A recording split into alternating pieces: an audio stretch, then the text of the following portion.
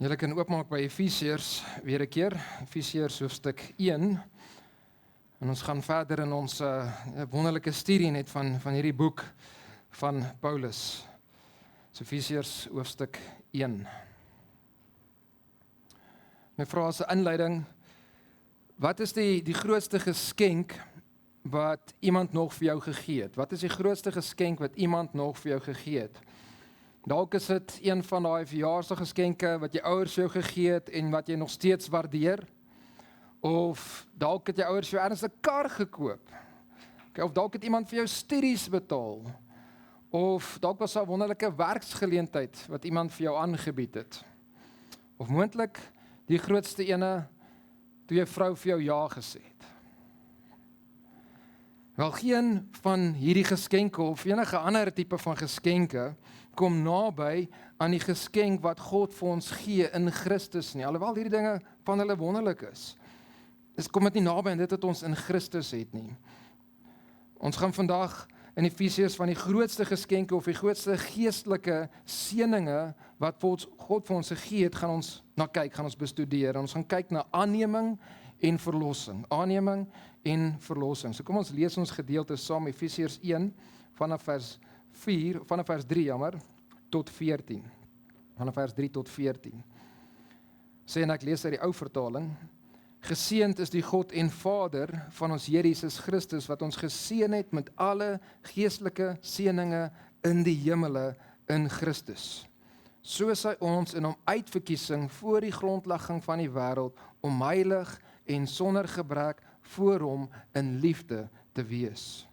Deurdat hy ons voorbeskik het om ons as sy kinders vir homself aan te neem deur Jesus Christus na die welbehae van sy wil, tot lof van die heerlikheid van sy genade waarmee hy ons begenadig het in die geliefde. In hom het ons die verlossing deur sy bloed, die vergifnis van die misdade na die rykdom van sy genade, wat hy oorvloedig aan ons bewys het in alle wysheid en verstand, deurdat hy aan ons die verborgenheid van sy wil bekend gemaak het, na die welbehae wat hy in homself voorgeneem het, om die volheid van die tye te reël met die doel om alle dinge wat in die hemel, sowel as op die aarde is, onder een hoof in Christus te verenig.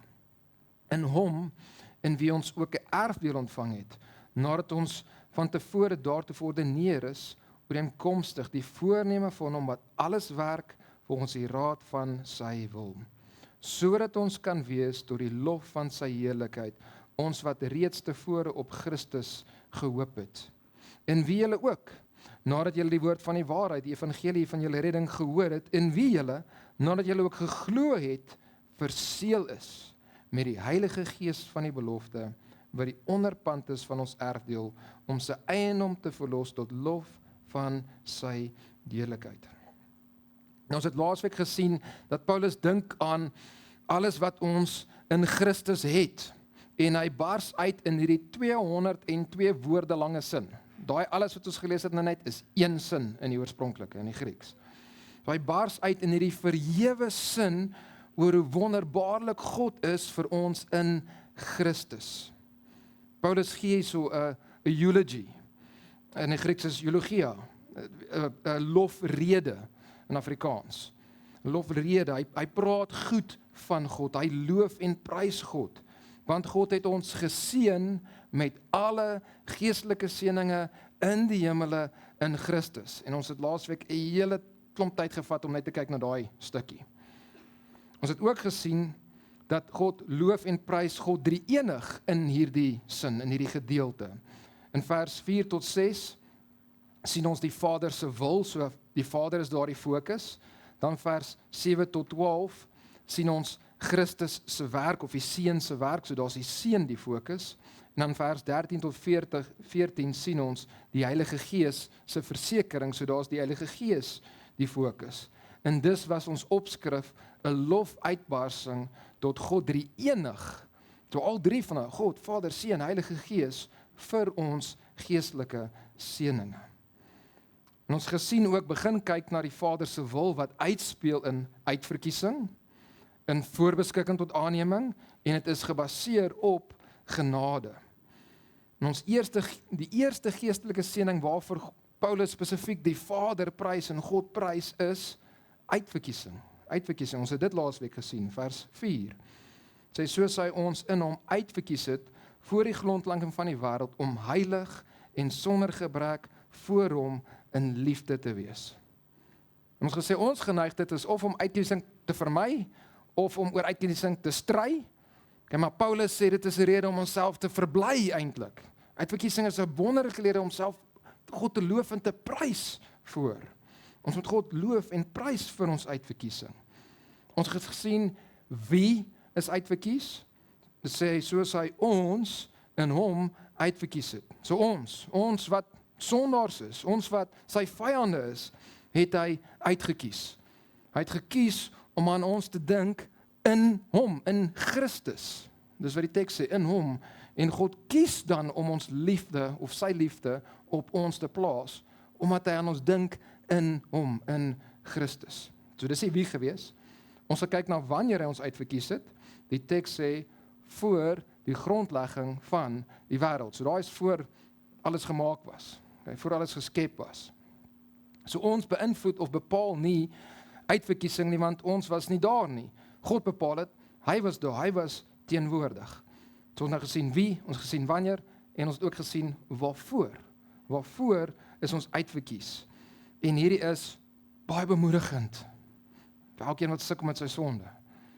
Sê ons is uitverkies om heilig en sonder gebrek voor hom en om, kan mens bysit om dit duidelik te maak, in liefde te wees. So om heilig en sonder gebrek voor hom te wees en om in liefde te wees. So kies ons vooruit om heilig en sonder gebrek te wees. En ons gesê, hierdie sluit die hele pakket van ons redding in. Dit sluit heilig in, ons oorspronklike posisionele heiligmaking, dit sluit heilig in, progressiewe heiligmaking, en dit sluit heilig in, perfekte heiligmaking, die finale, en die hele pakket van redding is ons voor uitverkies. Ons kan meer soos Jesus word, heilig word, want God het ons daarvoor gekies. Ons moet meer soos Jesus word, want God het ons daarvoor gekies, en ons sal meer soos Jesus word, want God het ons daarvoor uitverkies. Ons is ook uitverkies om in liefde te wees, sê daai, einde van daai vers. En hierdie het ons laasweek gesê, is heel moontlik liefde vir medegelowiges, as jy kyk hoe Paulus hierdie woord die meeste van die tyd gebruik in die res van die brief. En Paulus gaan nog baie uitbrei oor liefde vir medegelowiges in hierdie brief. So as ons hierdie stuk net weer kan plaas in die groter stuk van die boek, ons het gesê die eerste helfte van die boek is alles wat waar is vir ons in Christus, en die tweede helfte gaan oor ons wat dan in Christus is, en al hierdie dinge het wat waar is, hoe moet ons dan leef? So kom ons pas net hierdie toe, ons is uitverkies om heilig te wees, dis die waarheid wat ons het in Christus, daarom moet ons gaan heilig leef. Dis Efesiërs 4 vers 17 tot 5 vers 17. Gebruik hy dit, pas hy dit toe. Ons is uitverkies om in liefde met mekaar te leef. Okay, dis die waarheid wat waar is. Dis moet ons gaan en ons moet in liefde en in eenheid gaan leef. Dis Efesiërs 4 vers 1 tot vers 16. So dis die eerste stuk wat hy van praat in sy toepassingsgedeelte. So dis hoe al hierdie waarhede die hele tyd werk. Hier is wat waar is in ons, in Christus, en dan gaan hy toepas in die tweede helfte van die boek. Ons het ook gesien dat uitverkiesing is 'n rede om God te loof en te prys, want uitverkiesing is die pad na al die ander geestelike seëninge toe. Ons is uitverkies, het ons gesien tot aanneming, dis wat hierdie teks sê, in die volgende vers 5. Ons is uitverkies tot 'n erfenis, Jakobus 2 vers 5. Ons is uitverkies tot ewige lewe, Handelinge 13 vers 48. Ons is uitverkies tot redding, 2 Tessalonisense 3 vers 13. Ons is uitverkies tot roeping, tot regverdigmaking, tot verheerliking, Romeine 8 vers 28 tot 30. So ons het gesê, uitverkiesing in Christus is die sleutel, wat die skatkamer waar binne in al ons geestelike seëninge is, wat daai deur oopsluit. Dis die wegspringblok, dis die beginpunt. En daarom loof en prys ons God vir uitverkiesing. Verder loof en prys ons God vir uitverkiesing, want as God ons nie gekies het nie, sou ons hom nooit gekies het nie. As my wil besluit het of ek uitverkies moes word, sou ek nooit uitverkies geword het nie, want my wil op sy eie, sonder wedergeboorte, wil sonde kies. Ek wil nie heilig wees nie, en ek wil beslis nie vir altyd en ewig in 'n heilige God se teenwoordigheid wees in my sondige staat nie. Ons wil nie God kies bo sonde nie, ons wil neig na sonde toe.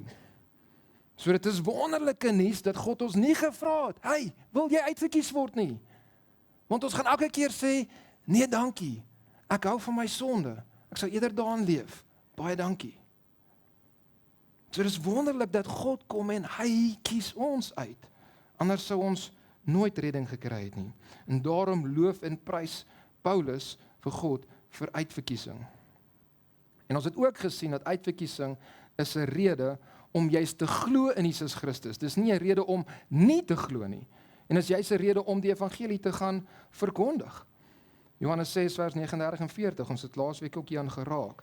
Sê dit is die wil van die Vader wat my gestuur het, dat al wat hy my gegee het, daai is uitverkiesing, ek daarvan nie sal verloor nie, maar dit opwek in die laaste dag.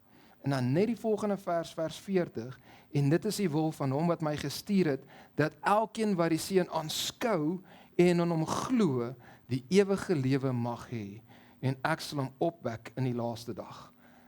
Uitverkiesing is juis 'n rede, 'n motivering om te kom en te kom glo.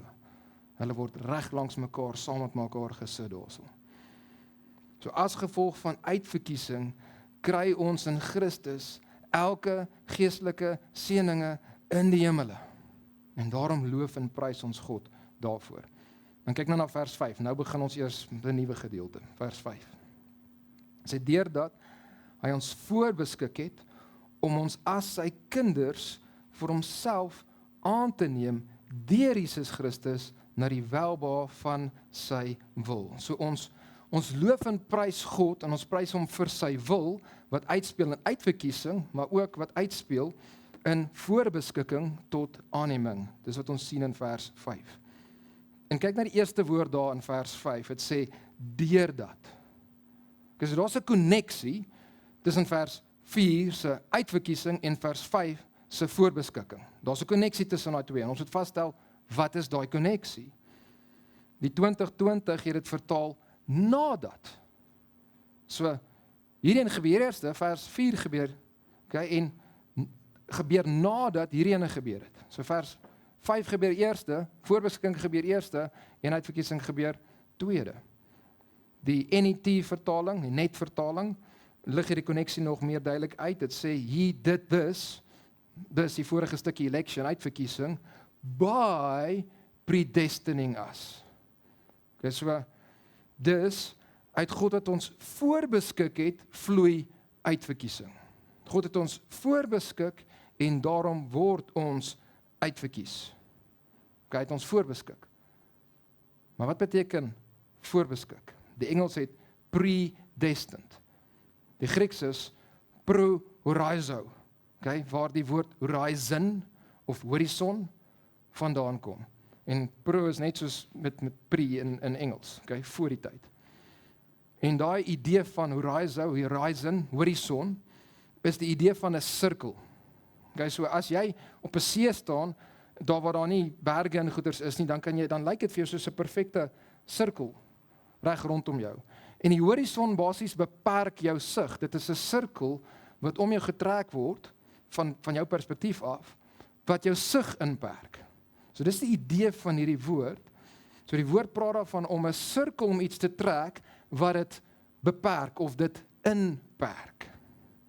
So voor God die wêreld gemaak het, in liefde het God gekom en 'n sirkel om sekere mense getrek, om jou as jy gered is, het hy 'n sirkel om jou getrek. Hy het vooruit besluit, jy gaan in hierdie sirkel wees. Okay? Dis die prentjie van hierdie woord. Jy gaan in die sirkel wees, wat 'n sirkel? Die sirkel van die uitverkorenes, die sirkel van sy familie. Uitverkorenes vers 4, familieaanneming vers 5. So God wil seker maak hierdie gebeur. Hy wil seker maak, jy word eerstens uitverkies en hy wil tweedens seker maak jy word deel van sy familie en daarom voorbeskik hy jou, daarom predestinate, daarom trek hy 'n sirkel om jou en sê jy's binne in hierdie uitverkiesing in sy familie. So hy het jou voorbeskik na dit. God wou geen kanse vat nie, hierdie moes gebeur en daarom het hy elke ware gelowige wat ooit geleef het en ooit sal leef voorbeskik. Met 'n sirkel, binne 'n sirkel geplaas in die sirkel van die uitverkorenes en van sy familie. Maar waarvoor presies is ons voorbeskik? Okay, so ons word in hierdie sirkel getrek, ons word in hierdie ding geplaas, maar waarvoor spesifiek? Kyk verder na vers 5. Sê deurdat hy ons voorbeskik het om as sy kinders vir homself aan te neem. Daai is die hoof fokus nou. Okay, voorbeskik tot aanneming. Okay, voorbeskik om aangeneem te word. Ons word aangeneem deur God. Okay, maar wat beteken dit om aangeneem te word? En hier kan ons nie gaan in ons eie idees en hoe aanneming werk in ons tyd en ons kultuur gaan vat en dit gaan teruglees in die Bybel in nie. Ons moet gaan verstaan wat sou Paulus en sy lesers verstaan het oor aanneming en dan moet ons dit gaan toepas op hierdie. Dan moet ons dit verstaan. Nou, aanneming was 'n baie bekende woord wat gebruik was in hulle kultuur, veral in die Romeinse kultuur. Die keisers en ook ryk Romeine het gereeld seuns aangeneem. En die doel van hierdie was sodat die aangenome seun kon erf, die familie se eiendom kon aanhou besit en die familie basies hou en die familie dan kon voortbou en aanhou. Byvoorbeeld, Julius Caesar het vir Octavius, later was hy keiser Augustus, aangeneem om sy seun te wees en sy opvolger te wees. En so toe Julius Caesar vermoor was in 44 voor Christus, het Octavius die naam van Caesar gekry en hy was toe 19 jaar oud gewees. En hy het Julius Caesar se onsaglike koninkryk, se onsaglike fortuin, hy het dit alles ontvang want hy was aangeneem gewees. En dan was hierdie hele prosedure hoe hulle aanneming gedoen het onder die Romeinse wet. Okay, jy het die ou vader het die seun verkoop aan die nuwe vader 2 keer en hom elke keer weer teruggekoop. En dan 'n derde keer het hom verkoop, maar hom nie teruggekoop nie. En dan na die derde keer beweeg die seun onder die gesag en die beheer en die eienaarskap selfs van hierdie vader, die ou vader, na die nuwe vader se beheer, gesag en eienaarskap. So aanneming het in hulle idees en denke dit 3 goed beteken. Aanneming beteken 'n totale breek met die vorige familie. Die seun is nie meer onder sy ou vader nie, maar onder sy nuwe vader, wat veral in Romeinse kultuur en wet massief was, groter as Griekse kultuur en wet. Die vader het totale, absolute beheer en reg gehad, soveel so die vader kon sy eie kinders doodmaak en hy is onskuldig volgens die wet. Dis soveel mag die vader gehad het in Romeinse beheer of se wet. Okay, so hierdie seun beweeg nou uit een vader wat hierdie absolute eienaarskap en beheer het na 'n ander een sin toe. Daai is groot. Hy breek met die vorige familie. Volgende, dit beteken ook 'n volle ontvang van al die voordele van seun wees in 'n van nuwe familie, veral met die fokus op erfenis. So die seun was 'n erfgenaam soos enige ander seun en dit kan nie verander word nie. Hy is 'n vaste erfgenaam saam met die ander van die vader.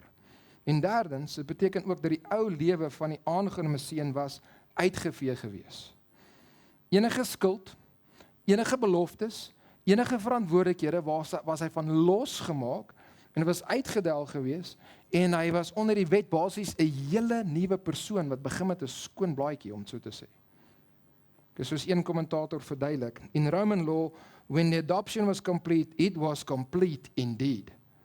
The person who had been adopted had all the rights of a legitimate son in his new family and completely lost all rights in his old family. In the eyes of the law, he was a new person. So new was he that even all debts and obligations connected with his previous family was abolished as if they had never existed. So dis die agtergrond wat hulle sou verstaan het rondom aanneming. En hierdie is wat dit beteken wanneer ons deur God aangeneem word. Hier's koneksiepunte hierso. Ons was onder Satan en ons onder sy beheer gewees. Satan en sonde se beheer. En ons het vir hulle geluister. Maar nou is ons onder 'n nuwe, goeie Vader. So ons 'n breek met die vorige familie. Ons kry al die voorregte van die seuns van God, om seun van God te wees. En ons is deel van die Vader se familie, wat beteken ons is mede-erfgename saam met Jesus Christus. Romeine 8 vers 17 sê dit. En as ons kinders is, dan ook ook erfgename van God en mede-erfgename van Christus. Dus dit is die tweede punt gewees. En verder ons ou skuld as gevolg van ons sonde is uitgevee en tel nie meer teen ons nie, want ons is nou 'n nuwe persoon. 2 Korintiërs 5 vers 17, daarom as iemand in Christus is hy 'n nuwe skepsel, die ou ding het verbygegaan, kyk dit het alles nuut geword. En die fokus van hierdie woord, aanneming, is dus primêr op 'n posisie, die posisie van die seun, en nie primêr op die verhouding van kind en vader nie. Die fokus is eerstens primêr posisie. So die 53 vertaling en 20 vertaling het dit verkeerd. Hulle het die woord kinders bygesit. Daai woord is nie daar in die Grieks nie, ons net die woord aanneming. En hulle het bygesit deur te sê deurdat hy ons voorbeskik het om ons as sy kinders vir homself aan te neem. So eintlik moet dit lees om ons as sy seuns, en nou sal meer daai idee van hierdie posisie, vir homself aan te neem. Amper al die Engelse vertalings het hierdie reg. He predestined us to adoption as sons. So ons word aangeneem as seuns, wat beteken ons het hierdie nuwe, ongelooflike posisie met al hierdie wonderlike voorregte. Dis die fokus. So dink jy daaraan as, jy weet, een van Ryko, Elon Musk of so, hy besluit, ek gaan jou mede-erfgenaam maak. Jy kry jou deel van alles wat ek besit. Daar's waarde daarin. Het sal wonderlik wees. Maar nou kom God en hy sê vir jou, jy's 'n mede-erfgenaam en daar is net een ander gewees. Jesus Christus, sy seun. Ek bedoel, dit is soveel meer van waarde as om aardse besittings te kry. Ons kry alle geestelike seëninge soos ons laasweek gesien het in Jesus Christus. Ons deel in Jesus se erfenis. Vir die fokus is op posisie, maar hierdie aanneming het beslis ook die idee van verhouding met God in. En ons sien dit in ander tekste. Weer 'n keer Romeine 18 vers 15 en 16. Sê want julle het nie ontvang 'n gees van slawerny om weer te vrees nie, maar julle het ontvang die gees van aanneming, en hierso sit die Afrikaans weer die woord kinders by, maar dit moes eintlik seuns gewees het hier, want aanneming sal altyd gegaan oor seuns. Aanneming tot seun. So, maak nie saak of jy man of vrou is nie, kom ek maak dit daai punt duidelik. Jy word aangeneem en jy het die voorregte van die seun van God. Verstaan julle dit? So is nie net seuns wat aangeneem word nie, al sy kinders word aangeneem as seuns. So aanneming tot seuns deur wie ons roep, en hier is ons nou die familiekant, die verhoudingkant wat nou uitkom. Abba, Vader. So deur die Heilige Gees roep ons Abba Vader, die Gees self getuig saam met ons gees dat ons, en daar is die woord kinders wel daarso, kinders van God is. So, daar's hierdie posisie, maar dan sal ook verhouding. En die verhouding is in ons teks ook, Efesiërs 1 vers 5, kyk weer daarna. Sê deurdat hy ons voorbeskik het om ons as seuns vir homself aan te neem. Dit hoef net te gesê aan te neem, maar dit sê vir homself. En hierdie is ongelooflik, dit is wonderbaarlik. Hoe kan dit wees? Hy neem ons aan vir homself. God het ons nie net aangeneem sodat ons net hierdie posisie kan hê soos wat die keisers van daai tyd gedoen het. Dit was nie eintlik 'n regtige verhouding tipe ding nie. Dit is maar net ek wil my koninkryk laat aangaan het.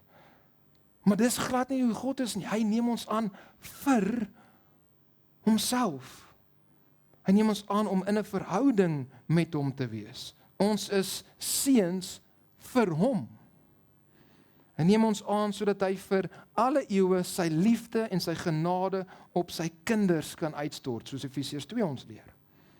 Hy neem ons aan vir homself sodat hy ons kan lief hê. En my aanneming is ongelooflike waarheid. En hoe doen God hierdie? Kyk weer na die res van die vers. Hoe is dit moontlik dat hy dit kan doen?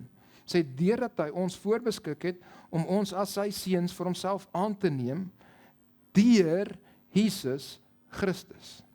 God neem ons aan deur Jesus. Jesus is die een ware seun van God. Hy is werklik seun van God.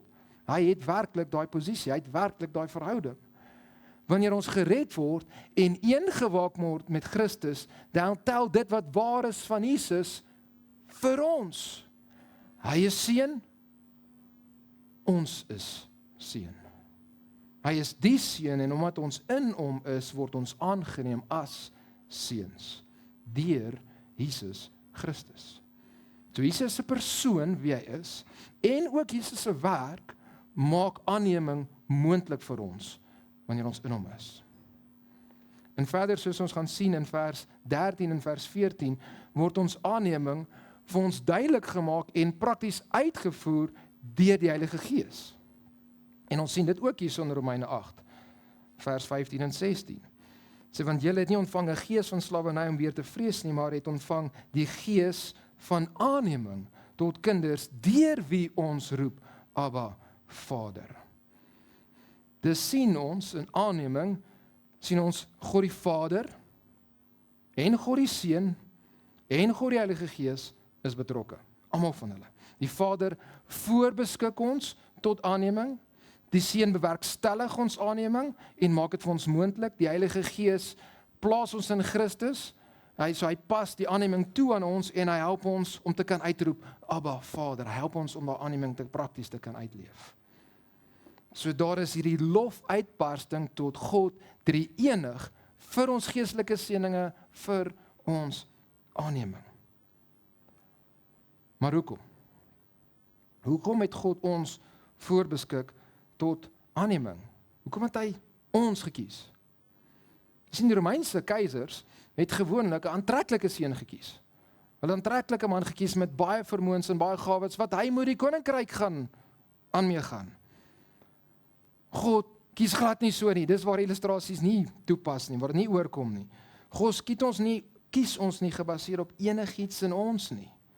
Glad nie. Romeine 2 vers 11 sê, want daar is geen aanneming van die persoon by God nie, en ons baie tekste waaroor praat. Ons nie aanneming van die persoon is letterlik betrokke daarvan, daar's nie geen gesigkykery nie. Okay? God kyk nie na die gesig, hy kyk nie na ons daai manier nie. As God moes kies gebaseer op ons, sal niemand van ons gekies word nie. Okay? Ons is sondig, Efesiërs 2 vers 1 tot 3, ons is geestelik dood, Efesiërs 2 vers 1 tot 3, ons is God se vyande, Romeine 8 en Romeine 5. Ons is blind geestelik, 2 Korintiërs 4 vers 4. Ek weet wie soek 'n blinde, sondige, nuttelose, geestelike dooie kind?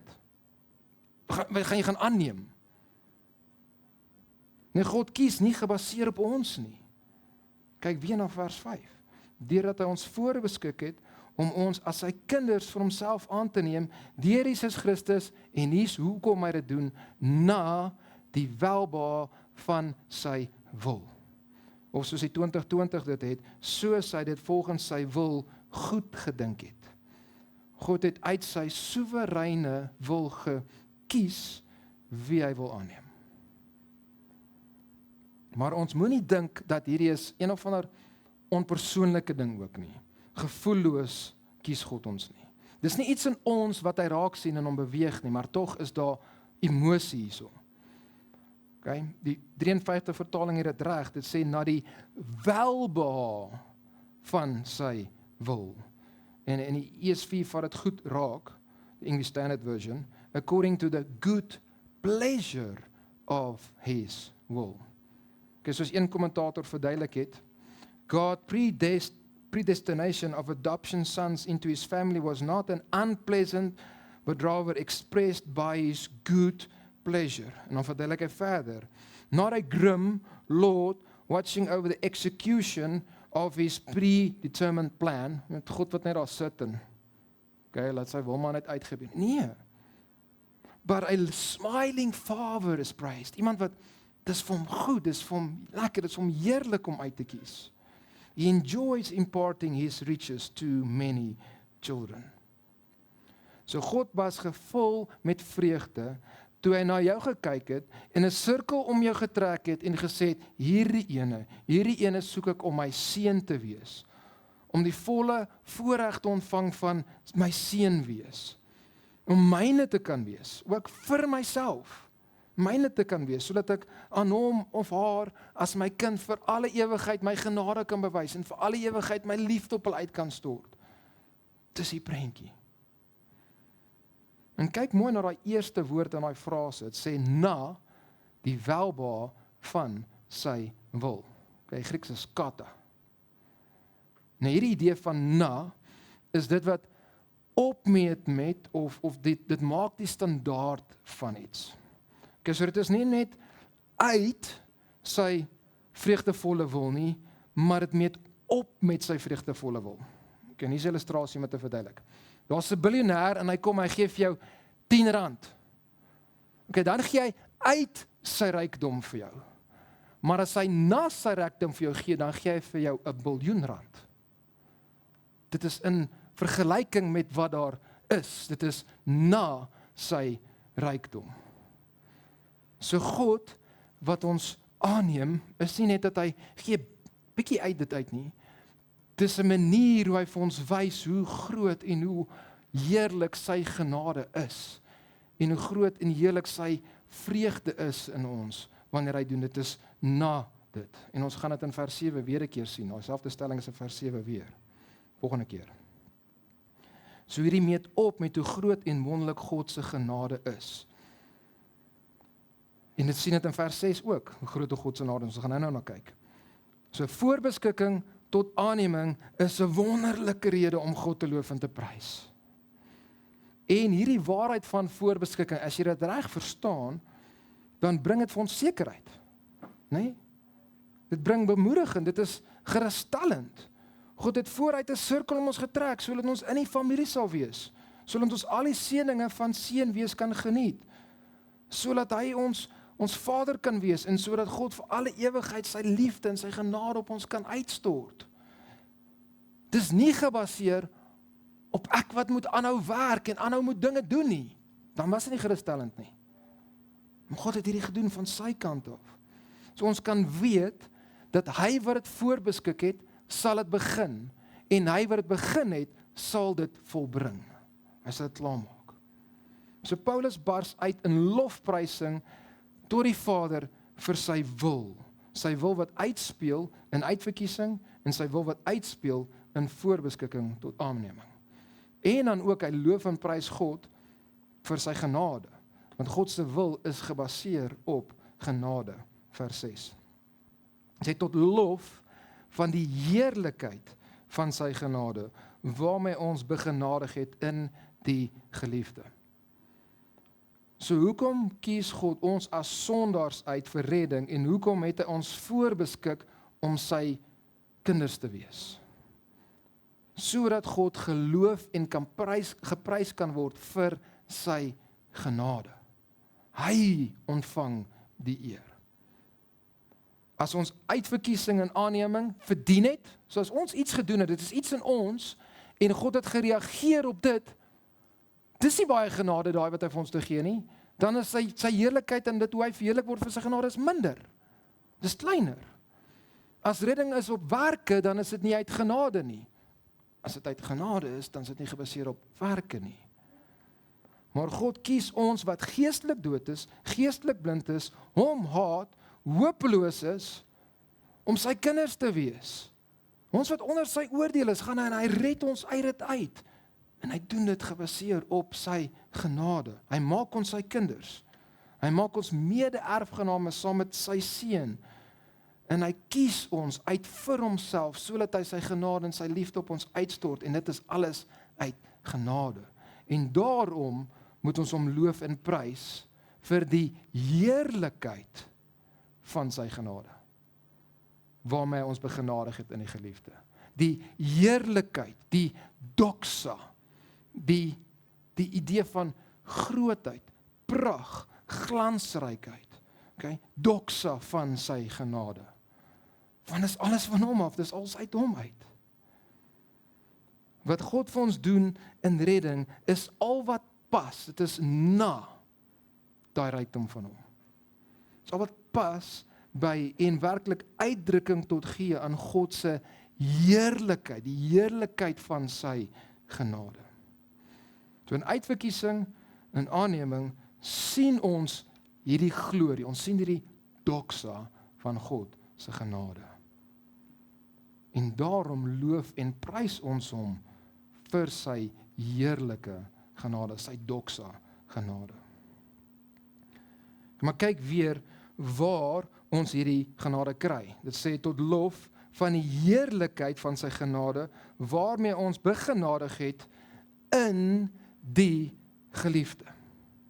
Okay, so weer eens kry ons al hierdie dinge in Christus.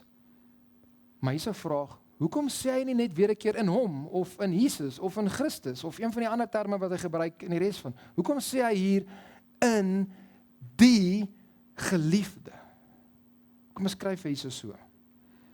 En een rede is dat wys vir ons die diepte van God se liefde waarin ons deel.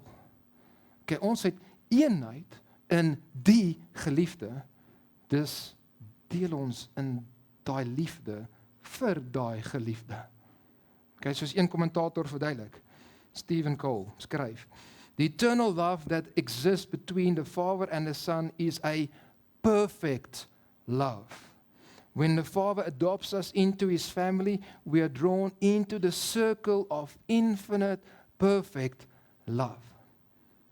Nou, daar is 'n mens wat dit sê, soos hoef jy nooit weer na sy woorde te tel nie, gewig te gee nie. Maar Jesus wat Jesus gesê het, Johannes 17 vers 23 en 24, ek in hulle en u in my, kyk daar's eenheid, ek in hulle, sodat hulle volkome kan wees en dat die wêreld kan weet dat u my gestuur het en hulle liefgehad het, net soos u my liefgehad het. Ons deel in God die Vader se liefde vir sy geliefde. Right? In die geliefde. Soos iemand pragtig geskryf het en dalk gaan hierdie 'n fraksie ver, maar dis naby, dit vat dit goed saam. Near, so very near to God, nearer I could not be, for in the person of His Son, I'm just as near as He. Dear, so very dear to God, dearer I could not be, for in the person of His Son, I'm just as dear as He. En dit is altyd God se genade uit. Hierdie. So geseënd is die God en Vader wat ons geseën het met alle geestelike seëninge in die hemele in Christus. En daarom is dit alles tot lof van die heerlikheid, die doxa van sy genade, waarmee ons begenadig het in die geliefde.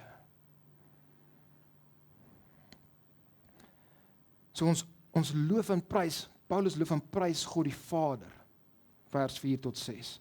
Maar ons moet ook die Seun loof en prys, want deur sy werk is dit moontlik gemaak vir ons dat ons al die geestelike seëninge het. En dit is die fokus van vers 7 tot 14. Ons sien daar die Seun se werk. En ons gaan vandag net die eerste gedeelte hanteer, so net vers 7a. Dis al wat ons nog gaan kyk. Okay. En ons sien daar in die eerste gedeelte van vers 7 sien ons verlossing, die Seun se werk, en ons sien spesifiek verlossing.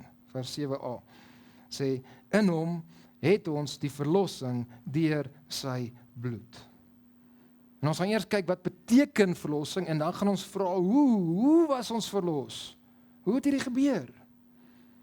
En kyk nou hoe begin hy weer vers 7. Hy sê weer in hom. Okay, weer eens sien ons al ons geestelike seëninge kry ons deur ons eenheid met Christus. Ons kry dit in hom. En dit sê in hom het ons, nie gaan ons dit kry of het ons. Hierdie is verlede tyd. Ons het hierdie reeds, it's a done deal. Ons het reeds in Jesus verlossing. Maar wat beteken dit? Okay, dis eers wat ons vra, wat beteken verlossing? Nou hierdie woord verlossing was nie eerstens 'n geestelike woord nie. Okay, ons gebruik verlossing baie min alledaags vandag. Okay, dis meer vir ons 'n geestelike woord. Vir hulle was nie 'n geestelike woord nie, dit was eers 'n alledaagse woord. En toe het die Nuwe Testament skrywers gebruik om waarheid te verduidelik. Okay, so hierdie woord was alledaags gebruik in twee verskillende kontekste. Okay, dis wat hulle sou verstaan het. Eerstens, wanneer een nasie 'n ander nasie oorwin en hulle vat gevangenes weg as slawe, dan sal verlossing wat gebeur. Kan gebeur. En die tweede konteks is wanneer 'n slaaf vrygekoop word. Dis ook verlossing. Dus kom ons kyk na die eerste konteks. En ek gaan vandag meer op dit fokus, want in die verlede het ek meer op die ander een gefokus. So kom ons kyk na die eerste ene. So wanneer een nasie 'n ander nasie aanval, in 'n veldtog, en een van die twee verloor, dan vat hulle die ander mense gevangene. Nou die arme mense word net slawe van hierdie nuwe ander nasie. Kan hulle gaan werk in die soutmyne of hulle gaan doen, weet, dis al waarde wat hulle basies het vir is om net slawe te wees, om werk te wees. Maar die ryk mense wat gevang is en ryk familie het of dalk van die koninklike familie is, hulle is baie meer werd as om net te gaan werk in die soutput. Ons kan geld maak uit hulle uit. Ons kan 'n lossingsprys vra vir hulle. So die een nasie gaan aan hulle skryf aan hierdie ou en sê, ons het hierdie familielid vir jou. Ons het hierdie seun van die koning, ons het hierdie belangrike persoon. Hier's die prys, hier's die lossingsprys. En baie keer het die familie dan hulle pa of hulle seun of hulle boetie gaan vrykoop. Hulle daai lossingsprys betaal sodat daai familielid kan vrykom en hierdie was genoem gewees verlossing, die woord wat gebruik word hierso in die Grieks. So geld word betaal vir die vryheid van hierdie persoon wat 'n gevangene is, wat 'n slaaf is van die ander ouens. So geld in ruil vir 'n persoon. Die tweede geval is 'n slaaf wat of self geld opgespaar het of hy dalk ander familie of ander mense wat geld opgespaar het en hom vrykoop sodat hy kan vry wees. So hy was ook 'n slaaf wat nou vry word. Weereens is daar geld in ruil vir die persoon se vryheid. So daar is 'n losprys wat betaal moet word vir die persoon se verlossing. Nou die skrywers van die Nuwe Testament het hierdie woord gebruik wat in daai twee kontekste was om verlossing deur Jesus te verduidelik. En elke keer was daar slawerny betrokke. Okay, so verlossing beteken om vry te koop van slawerny deur 'n prys te betaal. Dis wat verlossing is. Vry te koop van slawerny deur 'n prys te betaal. Maar nou moet ons vra, waarvan was ons slawe dat ons vrygekoop moet word? Waarvoor is ons slawe? En blaai net bietjie verder aan Efesiërs 2, jy hoef dalk nie eers te blaai nie. Efesiërs 2 vanaf vers 1 tot 3. Paulus sê ons was geestelik dood en in hierdie kondisie van geestelik dood het ons gewandel, geloop, gevolg eintlik. Wat of wie het ons gevolg? Wat se rigting het ons gewandel? Efesiërs 2 vanaf vers 2 en 3 sê waarin in hierdie kondisie van geestelik dood wees, waarin julle tevore gewandel het volgens die loop van hierdie wêreld, volgens die owerste van die mag van die lig, van die gees wat nou in die kinders van die ongehoorsaamheid werk. So daai Satan, ons het gewandel, ons het gevolg, en ons het Satan gevolg. Ons is slawe van Satan in daai sin. Vers 3. Onder wie ons ook almal vroeër gewandel het en die begeerlikheid van ons vlees, toe ons die wil van die vlees en van die sinne gedoen het. So, ons het Satan gevolg, maar ons het ook die vlees gevolg. Ons was slawe van ons sondige natuur. Of soos Paulus in Romeine 6 sê, ons is slawe van sonde. Okay, en ook wat ook waar is dat ons is kinders van die toring. Dit sê daar en ons was van nature kinders van die toring net soos ook die ander. So dis waar ons op vasgevang was. Ons is in die posisie van dat toring is oordeel is behoor ons. So ons moet vrygekoop word van slawerny aan sonde, Satan en ons is vasgevang en onder ons oordeel. Okay, so dit is wat verlossing is. Prys wat betaal word sodat jy kan vrygaan, vanuit slawerny uit kan gaan. En nou kan ons vra, hoe word ons verlos? Of eintlik moet ons vra, wat was die prys gewees? Want ons altyd 'n prys betrokke. Wat 'n lofprys of losprys was betaal om ons te verlos? Kyk nou weer na vers 7. Sê in hom het ons die verlossing deur sy bloed. Die prys was Jesus se bloed. Maar hier is 'n vraag. As Jesus homself gesny het en hy druk so 'n bietjie bloed uit, so daai bloed gewerk het, so daai bloed die losprys kon gewees het, is dit bloed self wat ons verlos? En die antwoord is nee. Dit is sy lewensbloed. Bloed staan vir sy lewe hierso. Levitikus 17 vers 11 het gesê dat die lewe van 'n dier is in sy bloed. En God het die lewe gegee, in die Ou Testament konteks, is deel van verlossing. Okay? Vryspraak, daai tyd. Oordek van sondes. So Jesus het nie net betaal met bloed nie, hy het betaal met sy lewensbloed, hy het betaal met sy lewe, dis waarvan het praat.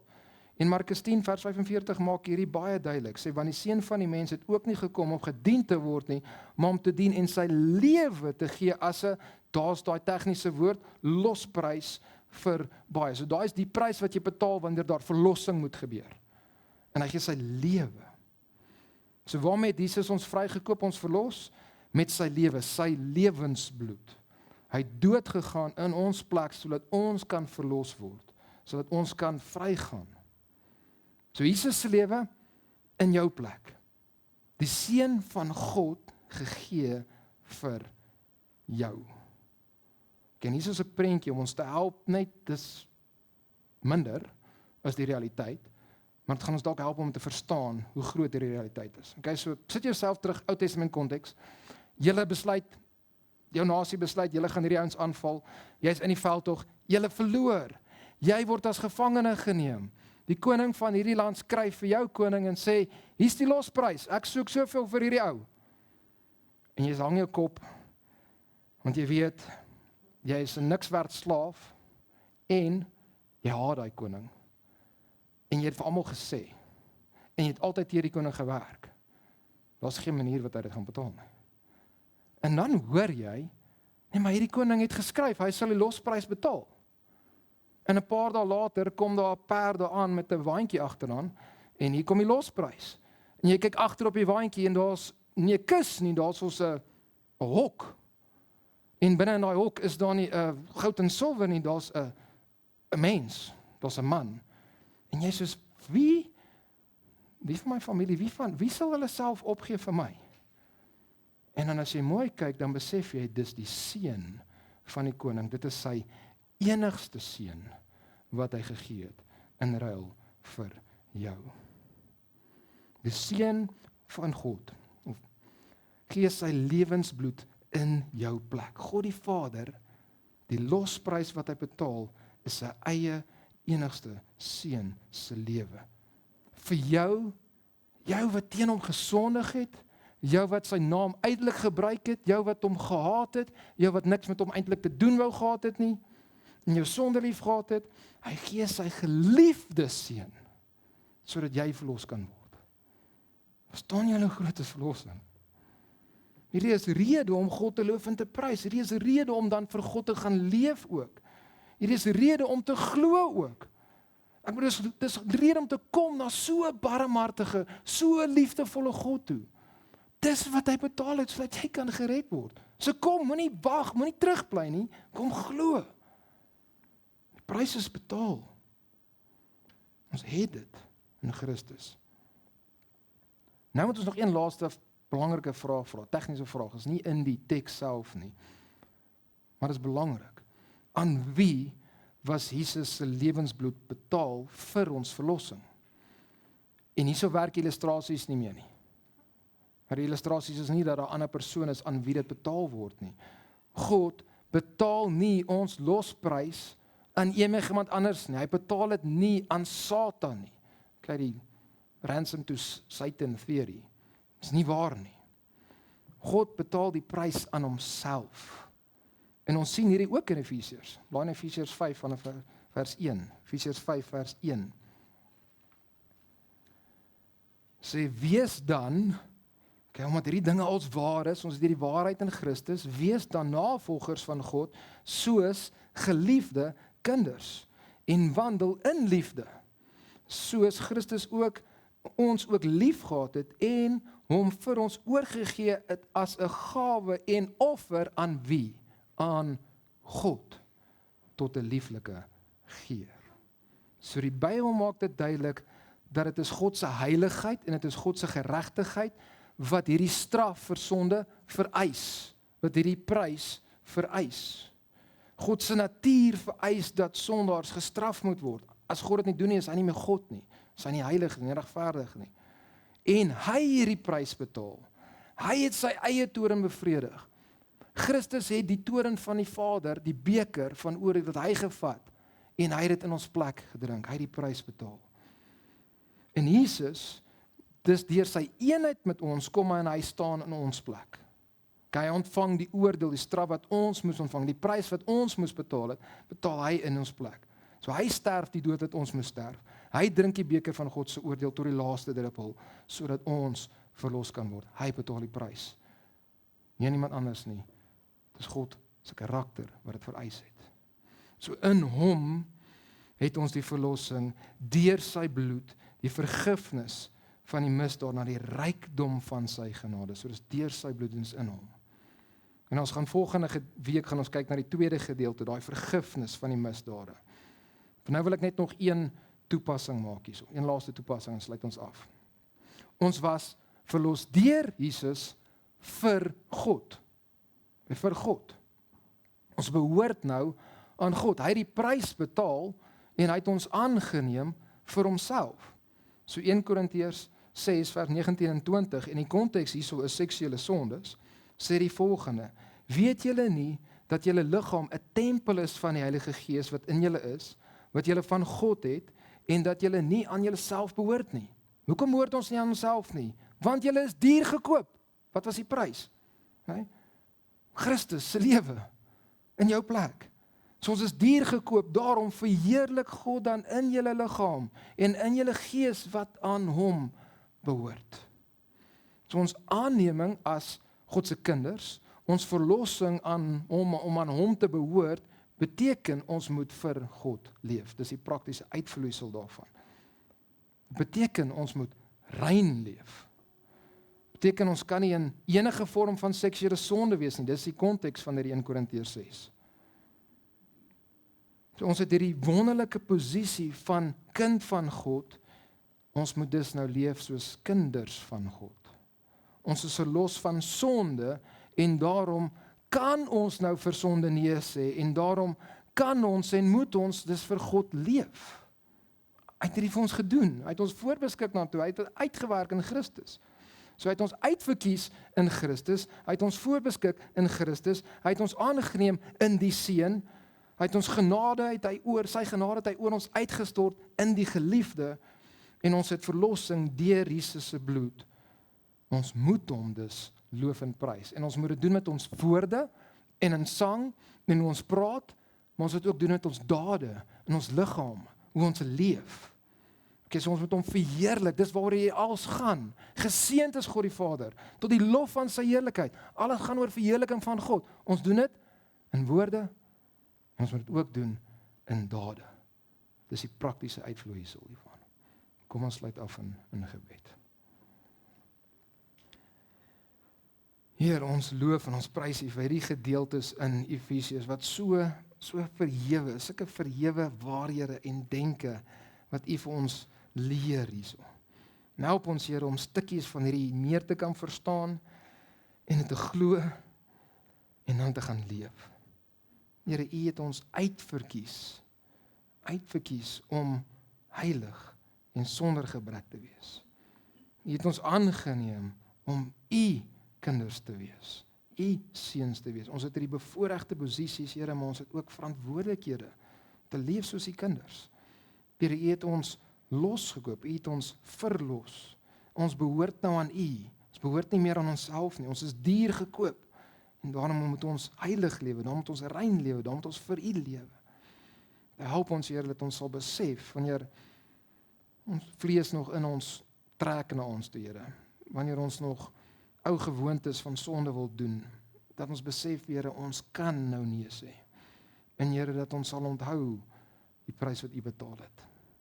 Die enigste seun van die Vader in ons plek, sodat ons kan seuns wees, sodat ons aan U kan behoort.